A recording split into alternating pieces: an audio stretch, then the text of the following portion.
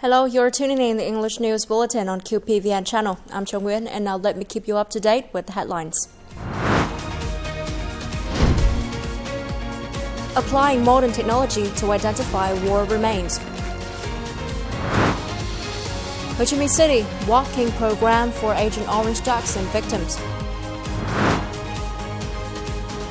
Vietnamese rice strives to maintain export capacity. On August 4th, Directive Number 75 of the Prime Minister was issued regarding proactive disaster prevention and recovery measures to proactively respond to the risk of strong storms, heavy rains, flash floods, and landslides that may occur from this August. The Prime Minister requests that ministers and local authorities to implement timely and appropriate response measures to ensure the safety of people's lives. Additionally, the Prime Minister calls for provinces and cities to proactively evacuate people from dangerous areas while resolutely prohibiting people and vehicles from passing through if safety cannot be ensured. Furthermore, measures must be implemented to ensure the safety of reservoirs, dams, and timely search and rescue operations when required. Local budgets should be allocated to promptly address the consequences of natural disasters following the four-on-the-spot principle, ensuring that no one lacks shelters or food, and preventing outbreaks of disease and severe environmental pollution after storms, heavy rains, floods, and inundations. Also, on the morning of August 4th, Deputy Prime Minister Lê Thành Long and the delegation of Military Region 2 visited Sơn La Province to assess flood recovery efforts and offer support to residents in severely affected areas in Phường Nghề Hamlet, Trường Đan Commune, Sơn La City. The same day, Deputy Prime Minister Trần Lưu Quang and his delegation also inspected the work of overcoming the consequences of the flash flood that occurred in Mường Pùn Commune, Điện Biên District, Điện Biên Province on July 25th. The working delegation traveled by boat to the most submerged area of Phường Nghề village, where water levels reached up to 11 meters in some areas. The local authority reported that since the night of July 23rd, the province has endured the heaviest rainfall. The heavy rains caused flash floods and landslides in Mai Sơn and Thuận Châu districts and severe flooding in Sơn La City, resulting in 11 deaths and missing people and estimated damages exceeding more than $21 million.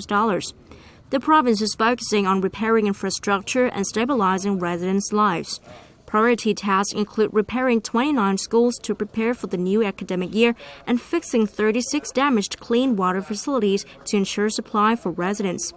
In Điện Biên Province, Deputy Prime Minister Trần Lưu Quang visited and comforted the affected families, encouraging them to try to overcome their feelings of sorrow, associate with the government to overcome current obstacles, and soon stabilize their lives. The two Deputy Prime Ministers stated that Prime Minister Phạm Minh Chính had offered his regards while commending the proactive efforts of local authorities, agencies, and local residents in addressing the flooding.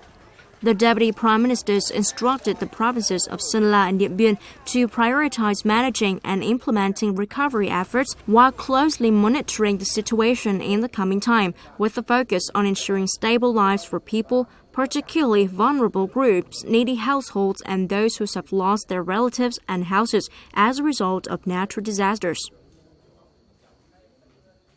During the working visit to the U.S., the delegation of National Steering Committee 515 of Vietnam, led by its deputy head, Senior Lieutenant General Võ Minh Lương, Deputy Minister of National Defense, visited Harvard University.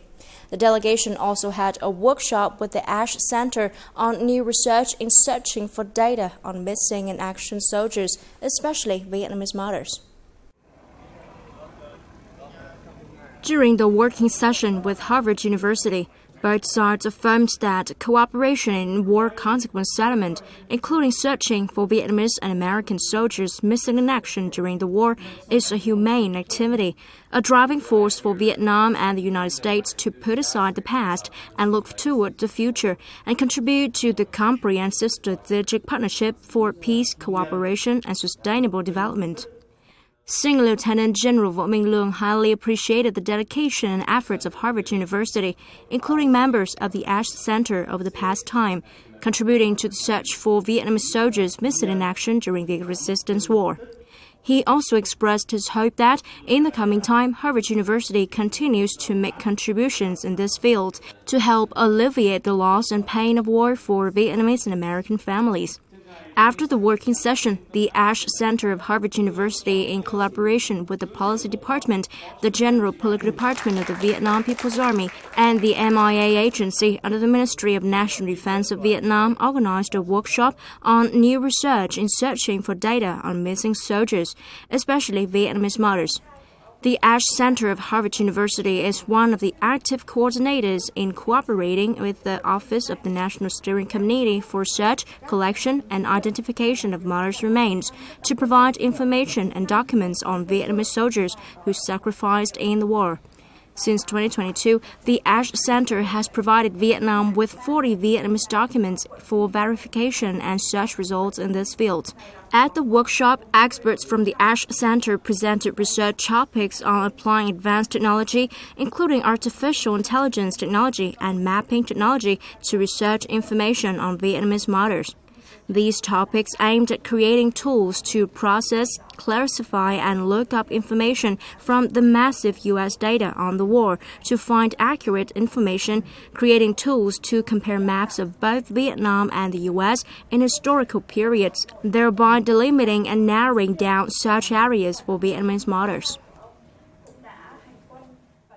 The Vietnam Association for Victims of Agent Orange chapter, in coordination with the Vietnam Fatherland Front chapter of Ho Chi Minh City, held a walking program for Agent Orange dogs and victims on August 4th. The program drew the participation of local armed forces and thousands of people. With the message, please don't forget them. No matter who you are, what your social background is, your supports to Agent Orange victims give them great confidence in life. More than 5,000 people, officers, soldiers of Ho Chi Minh City Armed Forces, along with agencies, businesses, organizations, and expats participated in the walking program in order to support the fight for justice for Agent Orange victims, care for and help ease the pain of Agent Orange, and create livelihoods for Agent Orange victims and their families so that they could surmount all adversities in life. On this occasion, the VAVA chapter of Ho Chi Minh City presented 20 savings books worth more than $420 to 20 Agent Orange victims in difficult circumstances. Coming up next, Vietnamese rice strives to maintain export capacity. Experience and explore summer at Cultural Village. The state budget's revenue in the first 7 months of this year was estimated at about $46.69 billion, up 14.6% year-on-year. 52 out of 63 localities saw a year-on-year increase compared to the same period.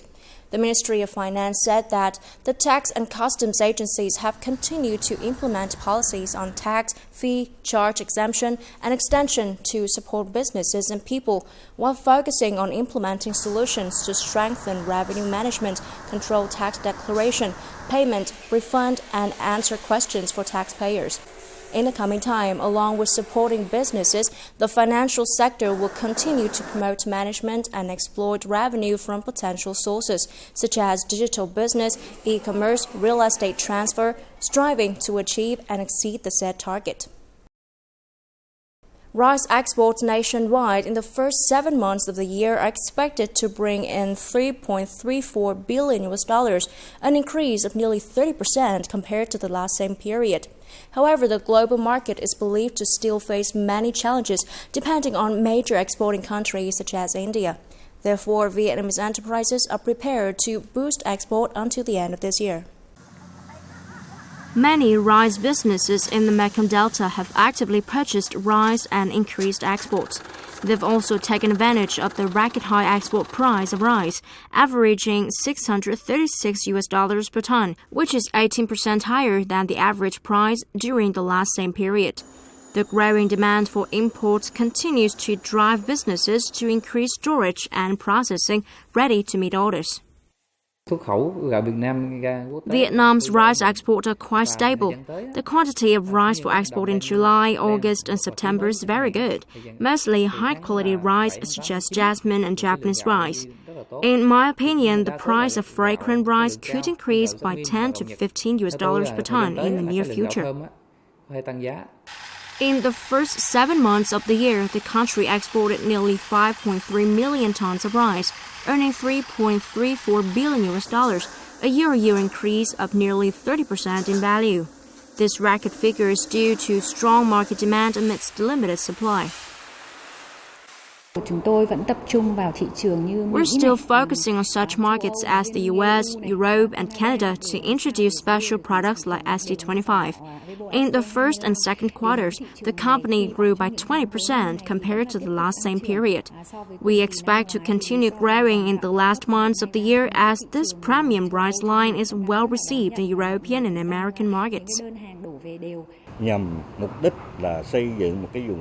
To build a raw material region that meets high standards for rice quality with the criteria of reducing emissions to penetrate the market, enterprises need to strongly cooperate with local raw material regions to boost the export of rice at higher value.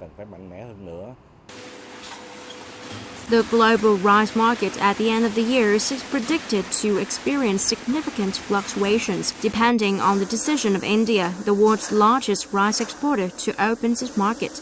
However, experts believe that Vietnam still holds many competitive advantages in terms of quality and geographical proximity to traditional markets thanks to its ability to meet diverse market segments. From August the 1st to the 31st, the Vietnam National Village for Ethnic Culture and Tourism in Đồng Mô, Sơn Tây, Hà Nội will host exciting activities under the theme Summer, Experience and Discovery. These activities aim to create a beneficial playground linked to the cultural life and customs of various ethnic groups. Over 100 participants from 16 ethnic groups, including Nùng, Tây, Mông, Dao, Mường, and others, will offer engaging experiences. Highlights include the returning to the village's folk music and dance program, showcasing Central Highlands culture, and programs like Villages Joyfully Dance with Flowers and I Love My Village, featuring Northern ethnic cultures. On weekends, visitors can enjoy unique cultural activities including architecture, costumes, folk music and dance, festivals, cuisine, and folk games. Vietnam is a multi-ethnic country with its culture bearing the distinct identity of each ethnic group and region. The 2024 Ethnic Cultural Folk Performance Competition is a chance for ethnic groups to converge and exchange their cultural identities, thereby contributing to preserving and promoting the cultural identity of Vietnam. Through folk songs, dances, and national costume performances and traditional ritual performances and culinary competition, participating units have introduced their unique cultural identities. Many performances have reenacted the religious activities of ethnic groups and local communities originally. We have here today a recreation of Jarai ethnic's traditional house. It is built to pray for Jarai people's happiness, prosperity, favorable weather, and good health. Coming to the competition, many artisans have not only introduced the unique cultural features of their ethnic groups, but also learned and exchanged with ethnic communities across the country. Bắc Ninh is home to various kinds of folk singing, such as Theo or Văn singing. However, Quan Ho folk singing is strongly preserved and promoted. In this competition, we aim to further promote it, helping conserve and develop this art genre more widely. All participants have thoroughly prepared their performances, thereby successfully introducing their ethnic group's unique identities and culture. Moreover, all of the folk songs and dance performances were very elaborately staged, even from the costumes and props. With excellent performances, the artists and actors have successfully introduced the culture of their ethnic groups and localities. Through songs, dances, musical instruments, costumes, and traditional culinary performances, the competition is honoring and preserving the diverse cultural values of ethnic groups. And that's all for now. Remember, you can always watch the news again at qpvn.vn. Now, thank you for watching and hope to see you next time.